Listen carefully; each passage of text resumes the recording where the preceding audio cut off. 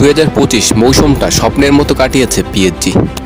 Billion billion dollar আর দামি দামি তারকা থাকা সত্ত্বেও অধরাই থেকে গিয়েছিল পিএসজির champions league trophy.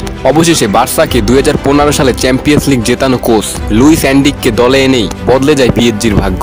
Messi, Neymar, এমবাপ্পের মতো বড় বড় তারকারাও যা করতে পারেনি, সেইখানে লুইস এনরিকে তরুণ সব খেলোয়াড়দের নিয়েই পিএসজিকে করলেন ইউরোপ সেরা। ইতিমধ্যে 2025 ক্লাব বিশ্বকাপের ফাইনালে চলে গেছে পিএসজি। সেমিতে তারা চ্যাম্পিয়ন্স লিগের সেরা দল রিয়াল মাদ্রিদকে হারিয়েছে 4-0 গোলে। স্কোরটা শুনেই বোঝা যাচ্ছে লুইস এনরিকের ট্যাকটিসে তরুণ খেলোয়াড়রা কেমন পারফরমেন্স করছে, যেখানে কোনো দলই পিএসজির সামনে পাত্তা পাচ্ছে না।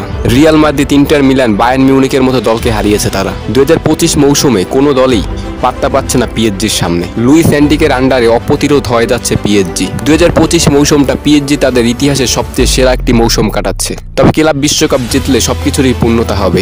ইতিমধ্যে তারা ফাইনালে উঠে গেছেন। ফাইনালে তাদের প্রতিপক্ষ ইংলিশ জায়ান্ট চেলসি। 14 জুলাই রাত 1টায় মুখোমুখি